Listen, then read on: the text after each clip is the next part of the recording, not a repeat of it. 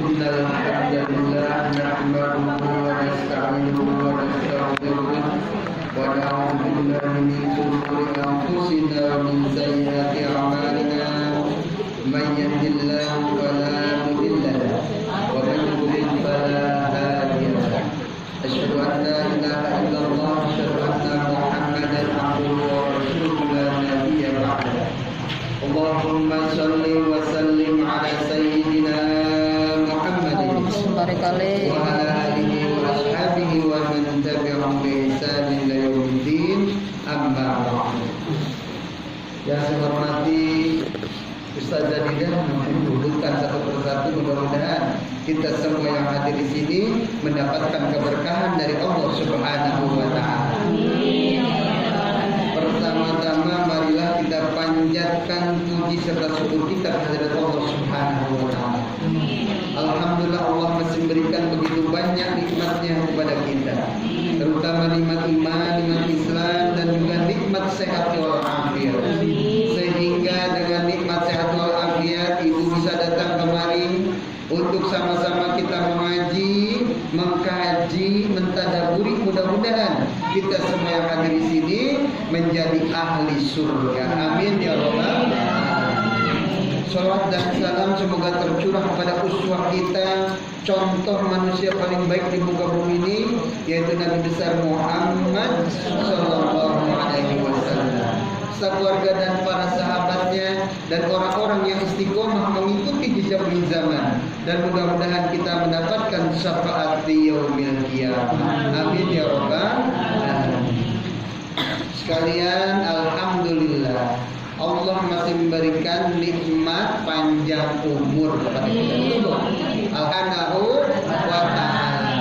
Makanya di sini wajahnya wajah-wajah karena orang yang berpuasa di bulan suci Ramadan, Allah akan jamin menjadi orang-orang yang bertakwa. Amin ya rabbal alamin. Masalahnya adalah setelah kita digojlok oleh Allah di bulan puasa, lalu lahirlah kita menjadi orang yang bertakwa. Bulan Ramadan sudah lewat, bulan Syawal sudah lewat, betul Bu ya? Sekarang bulan Zulqa'dah, dikit lagi Zulhijjah. Berarti Ramadan, Syawal kita lewati sebulan. Ibarat HP Bu, di bulan Ramadan 100% kita dicas oleh Allah. Betul Bu? Nah, sudah sebulan kita lewati puasa, Syawal kita sudah lewati, kira-kira udah lobet apa belum Ibu? Kalau HP itu udah 10%. Ibu-ibu ngaji tiap hari. Ibarat HP mah dicolok dicas tuh. Jangan hanya ibaratnya apa tuh, makan sambal enak yang kita cicipi, maka itulah menjadi orang-orang yang bertakwa. Amin ya rabbal alamin. Mudah-mudahan kita semua bisa mempertahankan ya ketakwaan kita kepada Allah Subhanahu wa taala, ya, dengan kita terus berupaya menjadi orang-orang yang melakukan amal-amal soleh. Jangan lagi melakukan amal salah. Ada orang yang melakukan amal salah, Bu? Ada. Ya, di dunia ini kita digoda oleh namanya setan dan juga diri kita sendiri yang namanya hawa nafsu. Hawa nafsu malas sholat, hawa nafsu malas ngaji, betul Bu? Ya, kita lawan hawa nafsu kita siang ini. Ibu-ibu harusnya mah tidur siang, kan keimanan kita kepada Allah Subhanahu wa taala. Amin ya rabbal alamin. Sekalian, materi kita terkait dengan cara menjaga diri kita dari neraka dan masuk surga sekeluarga. Tuh. Ya Bu ya? Ibu mau masuk surga sendirian apa sekeluarga? Bawa anak ke surga, betul? Bawa suami ke surga, betul? Kalau perlu kita boyong, itu namanya se-RT, se-RW, betul? Jadi punya kapling, ya, majlis taklim al-barakah di surga Allah Subhanahu wa taala. Amin. Ya rabbal alamin, ya. Maka dari itu kita harus mengetahui mana amal yang salah, mana amal yang menyebabkan kita masuk neraka, mana amal yang bisa menyebabkan kita masuk surga. Tuh, jangan kita merasa benar kita lakukan ternyata itu amalan masuk neraka. Nauzubillah min dzalik ya. Kita pernah bahas apa saja amalan yang masuk neraka. Yang paling pertama adalah musyrik, menyekutukan Allah Subhanahu wa ta'ala. Itu amalan yang paling fatal, nggak boleh dilakukan. Kalau sampai kita mati belum bertaubat, masih melakukan kesyirikan, itu tidak akan diampuni oleh Allah Subhanahu wa ta'ala. Makanya kita jangan sampai berbuat yang namanya syirik. Ya, syirik itu bukan syirikan sama orang, bukan. Kadang syirik bukan. Ya, itu mah ibarat orang Betawi. Syirik itu dengki itu dengki. Yang pertama adalah yaitu berbuat syirik. Makanya kita tidak boleh berbuat syirik. Syirik adalah perbuatan dosa yang tidak diampuni oleh Allah Subhanahu wa ta'ala. Menduakan Allah. Dia menyembah Allah tapi dia juga meminta kepada yang lainnya. Ya, dia meminta rezeki kepada Allah, dia juga meminta rezeki kepada dukun tuh. Iya Bu ya? Ya, zaman sekarang pengen instan kaya pergi ke dukun, betul? Ya. Alhamdulillah. Menyebabkan orang masuk ke neraka adalah murtad. Murtad Bu. Nauzubillah min dzalik ya. Orang Islam karena cuma KTP doang dikasih makanan Indomie tidak ada ya, masuk surga, malah menyebabkan dia masuk neraka. Yang selanjutnya adalah bunuh diri. Nah, hati-hati Bu, gara-gara stres dia bunuh diri. Ya, gara-gara pinjam duit. Ya, selanjutnya adalah kita tidak boleh menjadi anak yang durhaka kepada orang tua. Jadi kalau ada anak yang durhaka, maka dia tidak akan masuk surga. Ya, ibaratnya si maling kundang Bu, durhaka kepada orang tuanya jadi batu. Benar gak itu orang Padang ada di sini? Ada batunya di sana. Saya belum pernah ke sana. Tidak berdusta atas nama Nabi atau atas nama Allah. Berdusta atas nama Allah, atas nama Nabi itu tidak boleh. Ya, biasanya wallahi, demi Allah. Ya, dia mentang-mentang pengen pokoknya ngeles, bahasa kita ngeles. Demi Allah, gua mau nyolong misalnya. Demi Allah atas nama Nabi Muhammad SAW. Dari Al-Mughirah dia berkata, aku mendengar Rasulullah bersabda, sesungguhnya berdusta atas namaku tidak seperti berdusta atas nama orang lain. Barang siapa berdusta atas namaku dengan sengaja, maka hendaklah dia mengambil tempat tinggalnya di neraka. Ya, nauzubillah min dzalik. Ya, itu udah 5 tuh Ibu ya. Karena ini pernah kita bahas, jadi saya cepat aja bahas. Ya, jadi yang kelima apa tadi? Tidak boleh berdusta atas nama Allah, atas nama Nabi Muhammad Sallallahu Alaihi Wasallam. Yang keenam, menyebabkan orang masuk neraka adalah membunuh orang mukmin. Tuh. Jadi kita tidak boleh membunuh orang mukmin dengan sengaja, ya, kecuali alasan syar'i.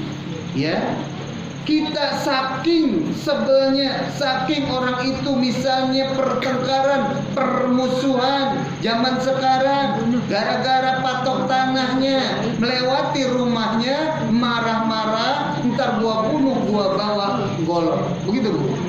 orang dulu gitu ya. Begitu gara-gara apa harta, anak apa namanya protes sama orang tuanya sampai di penjara. Ada Bu? Ada dengan TV tuh. Bener ya. Ampun tuh dosa besar dan ancamannya adalah masuk neraka tuh ya.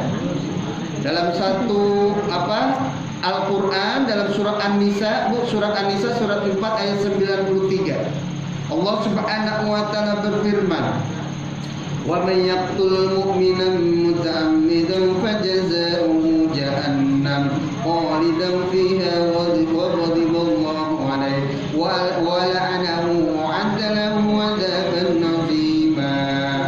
Artinya barang siapa membunuh seorang mukmin dengan sengaja, maka balasannya ialah jahanam. Ia kekal di dalamnya dan Allah murka kepadanya dan mengutukinya serta menyediakan azab yang besar baginya. Tuh Allah murka. Ibu murka sama anak, udah pengen diusir aja tuh anak. Betul Bu? Murka. Ini yang murka adalah Allah. Ya. Kalau orang membunuh tanpa sengaja, Allah murka. Ya, Allah saja belum mencabut nyawanya. Kan yang mencabut nyawa itu Allah, betul Bu? Dia udah bunuh orang. Kan seolah-olah dia kayak Tuhan. Makanya Allah sangat murka kepada orang yang membunuh saudaranya. Maka dia tempatnya neraka jahanam. Masya Allah. Bener itu ya. Nauzubillah min dzalik ya. Jangan sampai kita gara-gara harta, gara-gara percecokan dan sebagainya ada saudara kita yang membunuh saudaranya yang lain. Ya, nauzubillah min dzalik ya. Dulu ya terjadi pembunuhan bahkan masuk neraka, yaitu minum minuman keras atau miras, narkoba dan sejenisnya. Ibu tahu anak sekarang, zaman modern sekarang ada narkoba jenis permen, betul Bu? Ada jenis mainan, hati-hati. Ya, itu sudah dibuat ya oleh orang-orang yang tidak bertanggung jawab, membuat anak kita terkena narkoba. Ya, harus hati-hati Bu. Makanan-makanan anak-anak kita, ya Bu ya, jajanan anak-anak kita di pinggir jalan dan sebagainya. Misalnya sekarang narkoba merajalela di pembuka agar dilindungi oleh Allah Subhanahu wa taala. Itu doa. Ibu keras kayak apa ngajarin anak itu bisa belum lunak. Tapi ibu sering berdoa di saat sholat tahajud, di saat sholat fardu, atau di saat sholat duha, insya Allah anak itu hatinya akan lunak. Ya, amin ya robbal alamin. Jangan sampai anak kita terkena minum-minuman keras, narkoba dan sejenisnya. Yang kedelapan, orang bisa terkena masuk neraka adalah sombong, takabur. Benar juga kata Mandra, sombong kata Mandra, sombong, takabur. Ya, tidak boleh angkuh, keras kepala atau semena-mena. Ya, jadi mentang-mentang dia kaya, kan kita begitu, mentang-mentang dia punya ilmu, mentang-mentang dia punya jabatan, dia sombong, teman-teman, sombong. Surat Az-Zumar surat ke-39 ayat 72 Bu. Ya, surah Az-Zumar ayat 72. A'udzubillahi minasyaitonir rajim. Udkhulu abwaaba jahannam khalidina fiha fabi'sa mathwal mutakabbirin. Kata Allah Subhanahu wa taala, masukilah pintu-pintu neraka jahanam itu sedang kamu kekal di dalamnya. Maka neraka jahanam itulah seburuk-buruk tempat bagi orang-orang yang sombong. Tuh, bayangkan. Jadi neraka jahanam tempat seburuk-buruknya bagi orang yang sombong. Itulah kata Allah, bukan kata saya.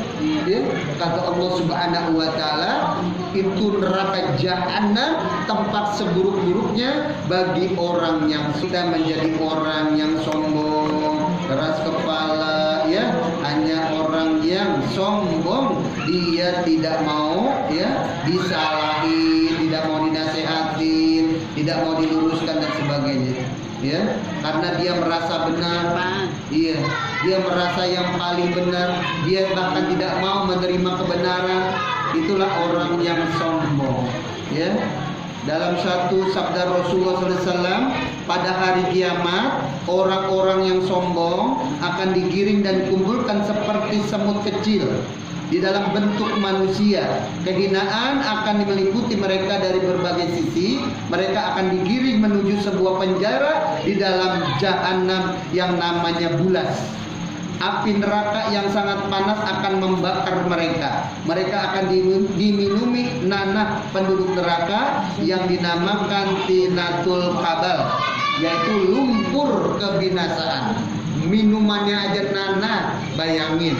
Digiring tuh orang-orang yang sombong ke neraka jahanam. Masya Allah, ya, sangat sombong, itu mah urusan dia, ya. Yang penting diri kita yang bukan sombong. Itu yang ke-8. Yang ke-9, tidak menjadi ayah yang durhaka. Ada namanya suami atau bapak yang durhaka. Ayah yang durhaka termasuk orang yang akan masuk neraka, yakni seorang ayah yang tidak bertanggung jawab terhadap anak-anaknya. Ayah bukan hanya sekedar pasangan dari ibu, ayah bukan sekedar pencari nafkah, setelah itu selesai urusan. Ayah bukanlah sosok asing yang di rumah yang bicara seperlunya atau hanya diperlukan. Tuh, ya. Ini sosok ayah, sosok suami, diingatkan Bu, kalau di rumah Bang itu anak ngobrol. Jangan putra-putrinya, ya, tidak hanya bertanggung jawab terhadap kebutuhan ekonomi, tapi juga akhlaknya, pendidikannya, keberhasilan dunia akhirat.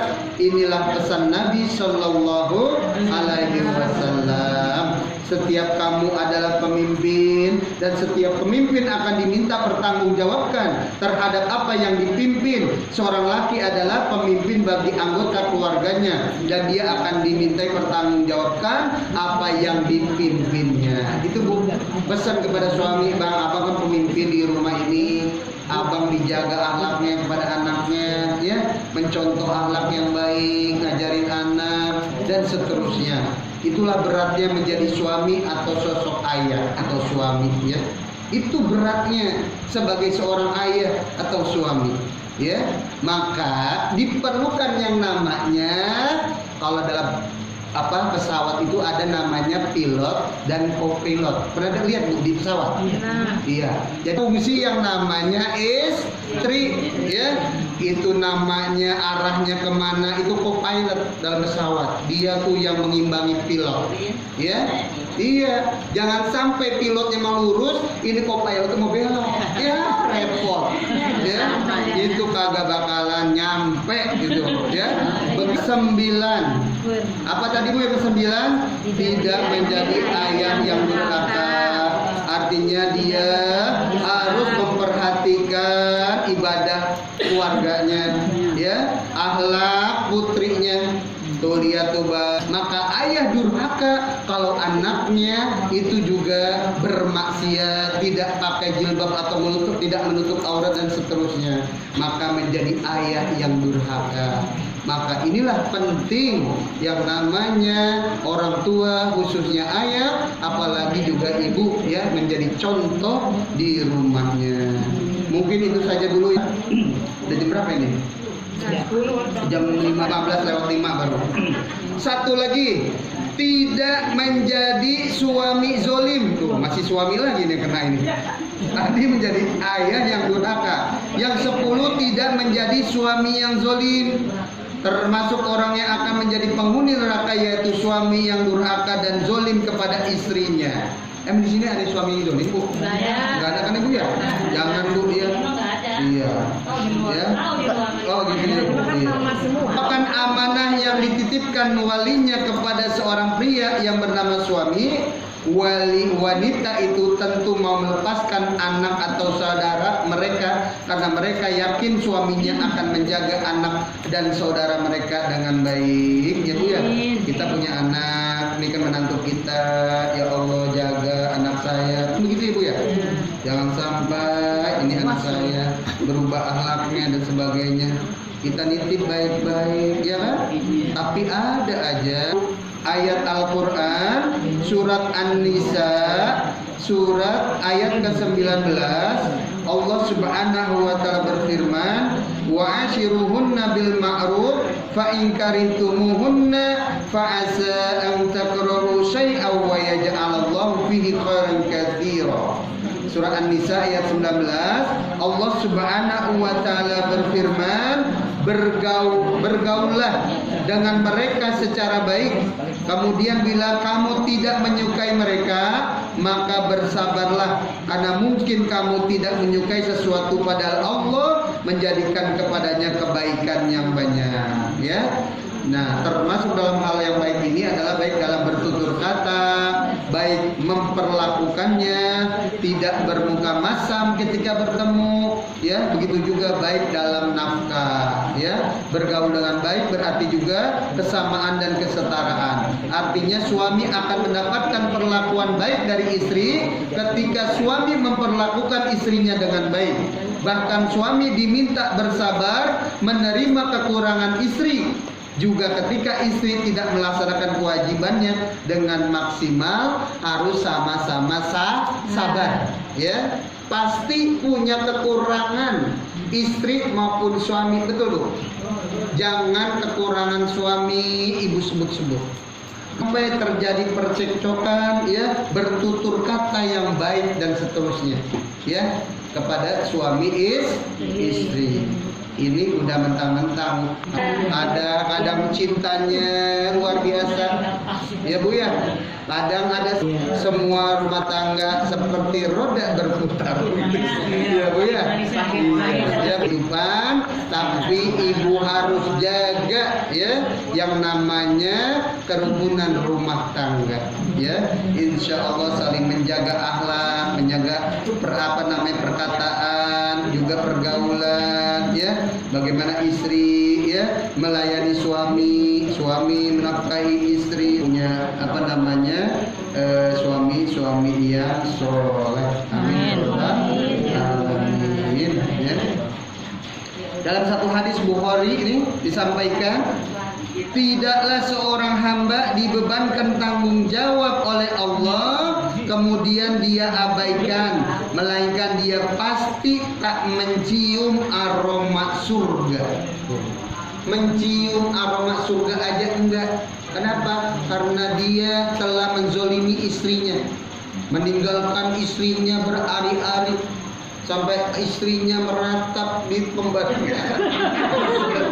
Suami dan istri, ya, karena ada namanya kebutuhan rumah dirangkai, yaitu namanya kehidupan yang islami.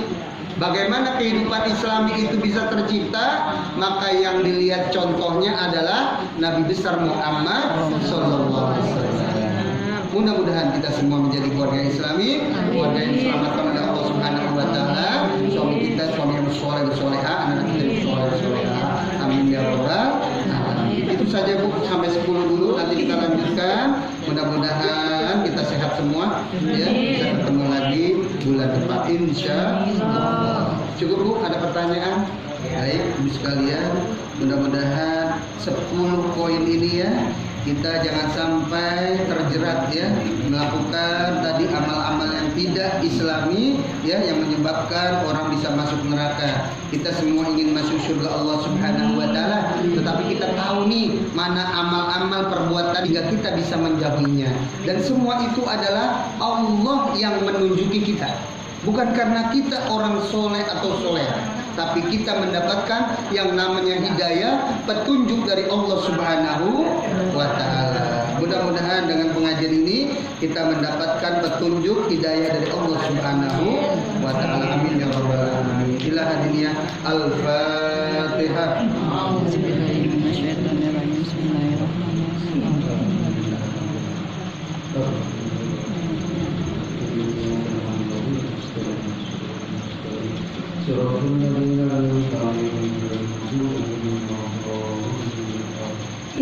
Bismillahirrahmanirrahim. Alhamdulillahirabbil alamin. Hamdan syakirin, hamdan na'imin, hamdan wafi'an wa mazida. Rabbana lakal hamdu kama yanbaghi li sultan.